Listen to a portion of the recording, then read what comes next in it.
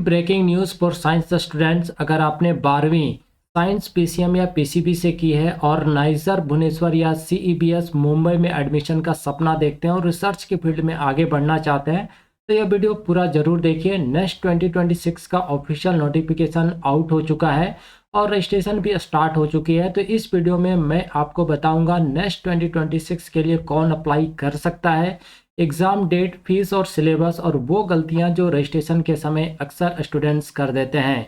Video को skip मत करना क्योंकि एंड तक एक इम्पॉर्टेंट वार्निंग है। तो सबसे पहले हम लोग बात करते हैं कि आपको कौन से कोर्स में यहाँ पे एडमिशन मिलेगा और कौन कौन से इंस्टीट्यूट में आपको एडमिशन मिलेगा नेक्स्ट 2026 के माध्यम से। तो एंट्रेंस टेस्ट फॉर एडमिशन 2, तो यहाँ पे दोस्तों आपको 5 ईयर इंटीग्रेटेड एमएससी प्रोग्राम में एडमिशन मिलेगा और जो सेशन है वो आपका 2026 से 31 तक। अब कहाँ पे आपको 5 ईयर इंटीग्रेटेड एमएससी प्रोग्राम में एडमिशन मिलेगा, तो पहला है नाइजर भुवनेश्वर और दूसरा है दोस्तों आपका सीईबीएस मुंबई। यानी ये दो इंस्टीट्यूट हैं जहाँ पे आपको 5 ईयर इंटीग्रेटेड एमएससी प्रोग्राम में 2026-31 सेशन के लिए जो है एडमिशन मिलेगा नेक्स्ट 2026 के माध्यम से। ठीक है, अब आगे बात करते हैं एलिजिबिलिटी क्राइटेरिया कि अगर आपको नेक्स्ट 2026 का एग्ज़ाम देना है और रिसर्च के फील्ड में आगे बढ़ना है तो क्या एलिजिबिलिटी क्राइटेरिया यहाँ पे रखा गया है। तो सबसे पहले हम लोग बात करते हैं एजुकेशनल क्वालिफिकेशन पर। तो candidate should have past class 12 examination, यानी वो सारे बच्चे जिन्होंने क्लास 12 का एग्ज़ाम पास आउट है यानी पास कर लिया है, चाहे वो 2024 में पास किया हो या 2025 में या फिर अभी 2026 में जो भी स्टूडेंट अपियरिंग हैं वो भी यहाँ पे नेक्स्ट 2026 के लिए जो एलिजिबल हैं। सेकेंड जो क्राइटेरिया है वो मिनिमम मार्क्स को लेकर है। तो एग्रीग्रेड मिनिमम एग्रीग्रेड मार्क्स जो है आपका 60% होना चाहिए इन क्लास 12 में। ठीक है, required for general and OBC candidate. तो अगर आप जनरल और ओबीसी कैंडिडेट हैं तो आपका 60% मार्क्स होना चाहिए क्लास 12 में। बट अगर आप SC ST या दिव्यांग कैंडिडेट हैं तो एटलीस्ट आपका 55% मार्क्स होना चाहिए, तभी जो है आप यहाँ पे नेक्स्ट 2026 के लिए एलिजिबल माने जाएंगे। अब सब्जेक्ट्स की बात करते हैं कि आपका +2 में क्या सब्जेक्ट होना चाहिए। ठीक है, किन किन सब्जेक्ट का कॉम्बिनेशन होना चाहिए, तभी आप यह फॉर्म जो फिलअप कर पाएंगे। तो कॉम्बिनेशन ऑफ एटलीस्ट 3 सब्जेक्ट, यानी 3 सब्जेक्ट का आपका कॉम्बिनेशन होना चाहिए। उनमें से एक फर्स्ट है आपका biology, chemistry, mathematics and physics in class 12।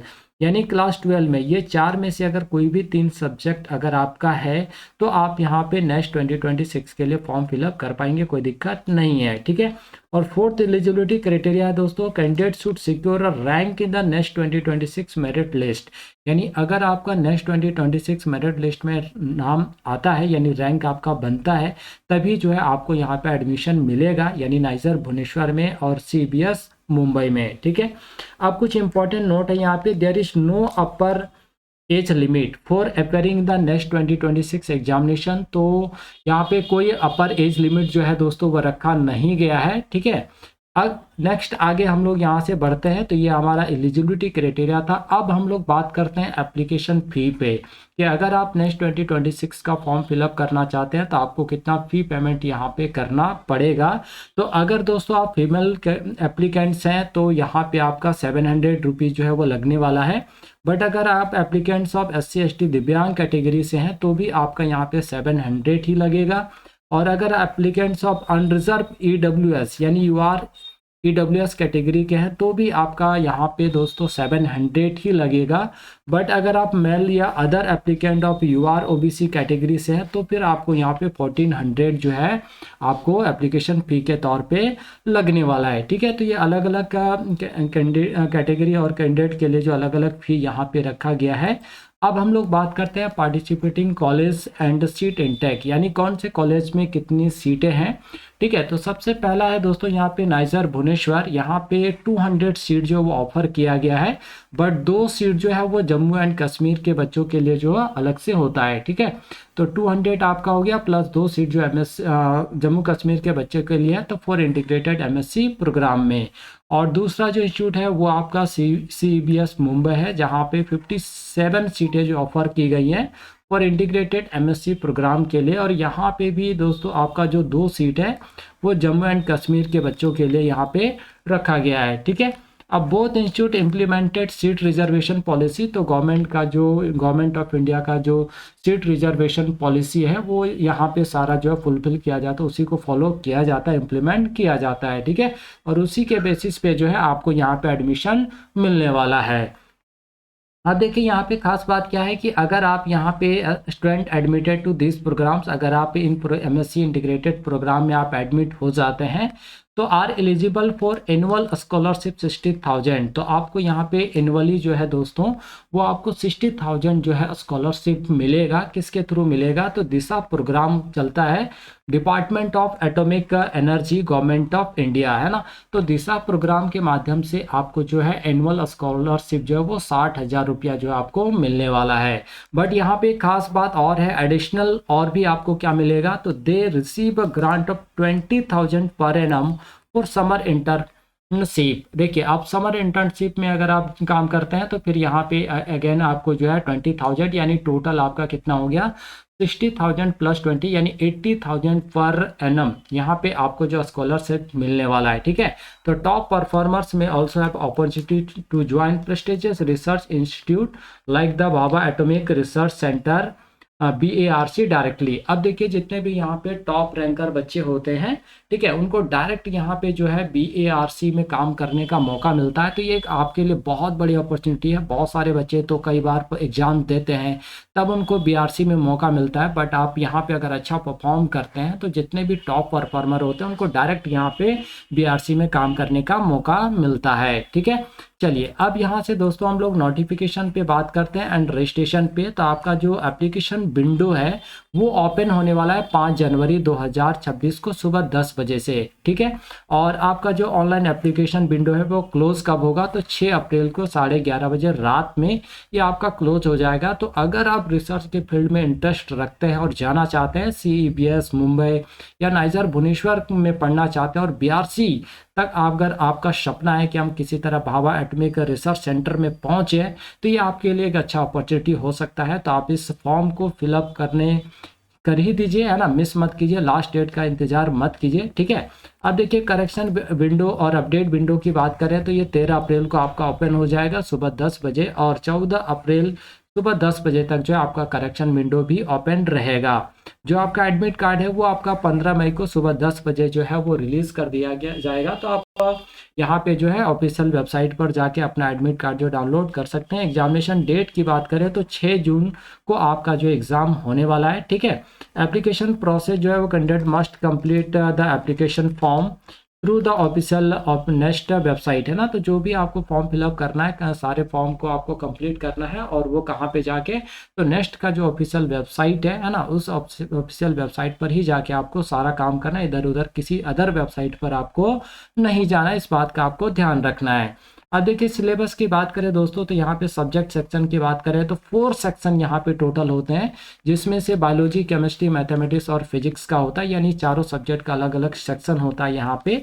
But खास बात क्या है कि candidates are required to attempt any 3 of 4 subject section, यानी 4 सब्जेक्ट हैं, 4 सेक्शन होगा, लेकिन आपको अटेम्प्ट कितना करना है? 3 ही सेक्शन करना है, ठीक है। सारे सेक्शंस को आपको यहाँ पे करने की ज़रूरत नहीं है। और यहाँ पे सिलेबस की बात करें तो जो NCERT का सिलेबस होता है क्लास 11th और 12th का, है ना, वही यहाँ पे दोस्तों जो है वो आपका सिलेबस है, कोई अदर यहाँ पे सिलेबस नहीं है। तो आप सीधा जो है NCERT का जो बुक होता है वो आप जाके डाउनलोड कर सकते हैं, ऑलरेडी यहाँ पे लिंक दे दिया गया है। अदरवाइज आप जनरली 11-12 की पढ़ाई कर ही रहे हैं, तो जो आप पढ़ रहे हैं वही सिलेबस को आपको थोड़ा सा पढ़ते रहना है, लेकिन थोड़ा सा और यहाँ पे डीप पढ़ना है, क्योंकि देखिए हर एग्जाम का अपना कुछ ना कुछ क्राइटेरिया होता है, अपना अपना तरीका होता है, ठीक है। तो क्वेश्चंस का लेवल भी अलग अलग होता है। आप जेईई मेंस का आप देखेंगे तो उसका लेवल अलग मिलेगा, नेक्स्ट का अलग मिलेगा, NFSU का अलग मिलेगा, नीट का, तो सबका लेवल अलग अलग होता है। बट बेस क्या है, सिलेबस क्या होता है? तो आपका NCERT ही होता है, ठीक है। इस बात को आपको थोड़ा सा यहाँ पे ध्यान रखना है। अब एग्जाम पैटर्न्स की बात करते हैं। कि आखिर एग्जाम किस तरीके से होता है, कितने क्वेश्चंस यहाँ पे आते हैं। तो आपको हमने पहले ही बताया टोटल 4 सेक्शन होता है, जिसमें फिजिक्स, केमिस्ट्री, मैथमेटिक्स और बायोलॉजी का होता है। टोटल जो नंबर ऑफ क्वेश्चन है फ्रेंड वो आपका 60 होता है, यानी 60 क्वेश्चन पूछे जाते हैं। और टोटल आपका कितना हो गया, यानी 180 क्वेश्चन हो गया, यानी हर सेक्शन से 60 क्वेश्चन होता है।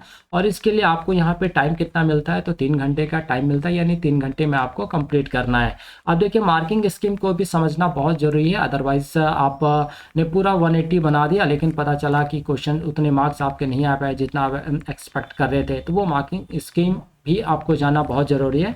तो अगर आप करेक्ट आंसर देते हैं तो आपको 3 मार्क्स जो अवार्ड किया जाएगा, but no negative marking in general section. तो जनरल सेक्शन में कोई नेगेटिव मार्किंग नहीं है, but -1 mark for each wrong answer in subject section, है ना।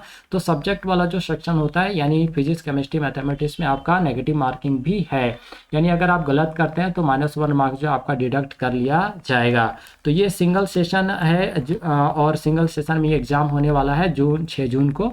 और इसका जो टाइमिंग है वो आपका 2 बजे से एग्ज़ाम स्टार्ट होगा और 5 बजे शाम तक आपका जो एग्ज़ाम चलेगा, ठीक है।